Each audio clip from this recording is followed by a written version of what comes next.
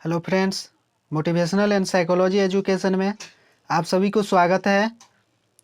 और इस चैनल पर आप पहली बार आए हैं तो चैनल को सब्सक्राइब ज़रूर कर लें और हमारे टेलीग्राम चैनल से भी ज्वाइन हो जाए, जो कि जिसमें आपको डेली क्विज मिलती है प्रीवियस ईयर का। चैनल का नाम है साइकोलॉजी एजुकेशन।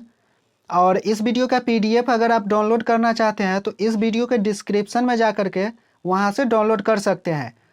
और ये आज हम बातें करेंगे टॉप 10 ऑब्जेक्टिव क्वेश्चन के बारे में, जो कि है सोशल साइकोलॉजी का, जो कि हमारे नेट के पॉइंट ऑफ व्यू से बहुत ज़रूरी है। तो चलिए हम चलते हैं क्वेश्चन की तरफ, जो कि पहला क्वेश्चन है। पहला क्वेश्चन कह रहा है कि निम्नलिखित कथनों पर विचार कीजिए। कथन वाला है, यानी कि कूट वाला है।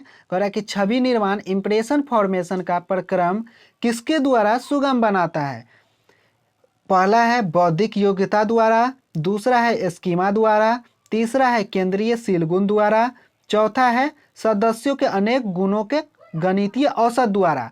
अब हमें इस कथन में से सही आंसर सेलेक्ट करना है, तो इसका राइट आंसर हो जाएगा ऑप्शन नंबर सी, यानी कि 1, 3 और 4, यानी कि बौद्धिक योग्यता द्वारा, केंद्रीय शीलगुण द्वारा और सदस्यों के अनेक गुणों के गणितीय औसत द्वारा।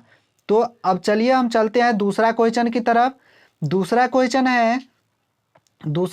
कह रहा है कि जब हम लोगों के व्यवहार का कारण उनके व्यक्तित्व में निर्धारित करते हैं तो इसे क्या कहते हैं। कह रहा है कि जब लोग के जो व्यवहार करते हैं उसके हम पर्सनैलिटी से करते हैं तो वह उसे हम क्या कहते हैं, तो उसे हम कहते हैं, तो ऑप्शन बी सही होगा, शील गुणारोपण, यानी कि डिस्पोजिशनल एट्रीब्यूशन। अब हम चलते हैं क्वेश्चन नंबर 3 के तरफ, जो कि कह रहा है कि व्यक्ति प्रत्यक्षण में अनविति योजनाएं होती है, यानी कि पर्सन परसेप्शन में बहुत तरह के अनगिनत योजनाएं होती है जो व्यक्तित्व विशेषकों के समूह का संघटक सार्थक व्यक्तित्व प्रकार के रूप में करती है। ये क्या कहलाती है? ये जो है इसका राइट आंसर हो जाएगा ऑप्शन नंबर ए, जो कि आधारूप है, प्रोटोटाइप कहते हैं। अब हम बातें करेंगे क्वेश्चन नंबर चौथा क्या कह रहे हैं कि निम्न कथनों पर विचार करें। छवि निर्माण में कौन से प्रक्रम घटित होते हैं। कह रहा है कि जब इंप्रेशन फॉर्मेशन होता है तो उस समय, यानी कि छवि निर्माण में किस तरह का प्रक्रम घटित होता है। पहला है हालो प्रभाव, दूसरा है धनात्मक अभिनति, तीसरा है आत्मसेवी अभिनति और चौथा है मूल्यांकनात्मक निर्णय।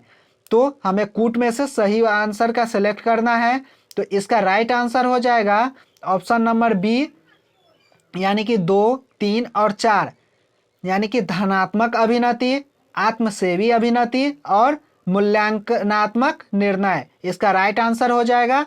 तो अब चलिए चलते हैं क्वेश्चन नंबर 5 की तरफ। क्वेश्चन नंबर 5 कह रहा है कि किसी चीज के बारे में विश्वासों और भावनाओं का संगठित संकलन कहलाता है। कह रहा है कि किसी चीज के बारे में हम जो विश्वास करते हैं और भावना करते हैं, भावना लगाते हैं, उसके संगठित संकलन क्या कहलाता है? उसके संगठित संकलन कहलाता है ऑप्शन नंबर ए हो जाएगा इसका राइट आंसर, जो कि है मनोबंध, यानी कि स्कीमा कहते हैं। अब चलते हैं क्वेश्चन नंबर 6 के ओर। क्वेश्चन नंबर 6 क्या कह रहे हैं कि सामाजिक जगत के बारे में लोग सूचना किस प्रकार व्याख्या, विश्लेषण, स्मृति एवं उपयोग करते हैं कि अध्ययन को क्या कहते हैं। कह रहा है कि समाज के बारे में लोग सूचना की किस प्रकार विश्लेषण करते हैं, व्याख्या करते हैं और अपने मेमोरी में उपयोग करते हैं, उसे हम कौन सा अध्ययन कहते हैं। तो उसे हम कौन सा अध्ययन कहते हैं? ऑप्शन नंबर हो जाएगा इसका बी, बिल्कुल राइट, जो कि है सामाजिक संज्ञान, यानी कि सोशल कॉग्निशन कहते हैं। अब चलते हैं क्वेश्चन नंबर 7। क्वेश्चन नंबर 7 क्या कह रहे हैं? वाइनर के सिद्धांत के अनुसार सफलता और असफलता के गुणारोपण के लिए स्थिर कारक है। ये क्या करे, वाइनर जो सिद्धांत प्रतिपादित किया, इसके अनुसार सफलता और असफलता के जो गुणारोपण के लिए मुख्य, यानी कि असफलता का जो एट्रीब्यूशन होते हैं उसके लिए स्थिर कारक क्या होते हैं।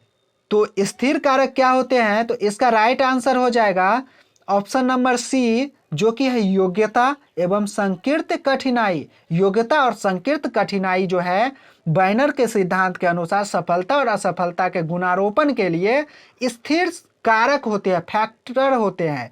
अब हम बातें करेंगे क्वेश्चन नंबर 8। क्वेश्चन नंबर 8 क्या कह रहा है, छवि निर्माण के भारयुक्त औसतीकरण नियम को किसने विकसित किया। कह रहा है कि छवि निर्माण इंप्रेशन फॉर्मेशन में सबसे कठिन औसतीकरण नियम जो है उसे किसने विकसित किया, यानी कि कौन से वैज्ञानिक ने विकसित किया। तो कौन से वैज्ञानिक ने किया, इसका राइट आंसर हो जाएगा ऑप्शन नंबर ए, जो कि है नॉर्मन एंडरसन। यानी कि नॉर्मन एंडरसन ने छवि निर्माण के भारयुक्त औसतीकरण नियम को विकसित किया था। अब हम बातें करेंगे क्वेश्चन नंबर 9 की ओर देखेंगे, जो कि है कूट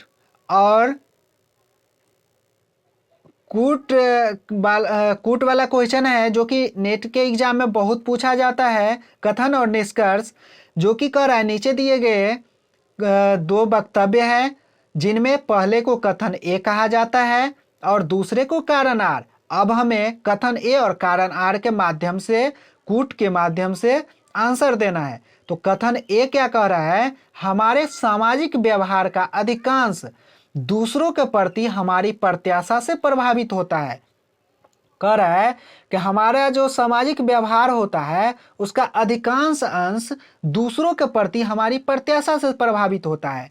अब कारण क्या कर रहा है, दूसरों से संबंध लाभों के परस्पर विनिमय पर आधारित होते हैं। अब कह रहा है कारण क्या कर रहा है कि दूसरों से जो संबंधित लाभ होता है परस्पर विनिमय पर आधारित होता है। अब हम देखेंगे कूट में क्या कर रहा है, कूट में क्या कर रहा है, ऑप्शन ए में है ए और आर दोनों सही है और आर ए की सही व्याख्या करता है। ऑप्शन बी में है ए और आर दोनों सही है किंतु आर ए का सही व्याख्या नहीं करता है। ऑप्शन सी में है ए सही है किंतु आर गलत है। ऑप्शन डी में है ए गलत है किंतु आर सही है। तो अब हम देखते हैं फिर से कथन और निष्कर्ष। कथन क्या कर रहा है, हमारे सामाजिक व्यवहार का अधिकांश दूसरों के प्रति हमारी प्रत्याशा से प्रभावित होता है, बिल्कुल होता है। और कारण हमें लगातार पढ़ते जाना है जिससे आंसर हमें मिल जाएगा। इससे आगे पढ़ेंगे दूसरों से संबंध लाभों के परस्पर विनिमय पर आधारित होता है, बिल्कुल सही है। कथन भी सही है और निष्कर्ष भी सही है, कारण भी सही है। तो इसका राइट आंसर हो जाएगा ऑप्शन नंबर ए, जो कि ए और आर दोनों सही है और आर ए की सही व्याख्या करता है। अब हम बातें करेंगे क्वेश्चन नंबर 10, जो कि इस वीडियो के लास्ट क्वेश्चन है और बहुत इंपॉर्टेंट है, मिलान चिन्ह है। तो हमें मैच करना है सूची 1 यानी कि सिद्धांत, सूची 2 मनोवैज्ञानिक यानी कि कौन सा सिद्धांत कौन से मनोवैज्ञानिक ने दिए हैं। तो ऑप्शन ए में है सहसंबंध अनुमान, ऑप्शन बी में सूचना संसाधन सिद्धांत, ऑप्शन सी में उत्तेजन व्याख्या सिद्धांत, ऑप्शन डी में कारणात्मक सिद्धांत। और सूची 2 में मनोवैज्ञानिक है, कौन कौन से मनोवैज्ञानिक, जोन्स तथा डेविस, बेम, साइस्टर और जॉर्ज केली। अब हमें मिलान करना है और कूट के माध्यम से देखना है कि कौन सा आंसर इसका सही होगा। तो इसका राइट आंसर होगा ऑप्शन नंबर डी।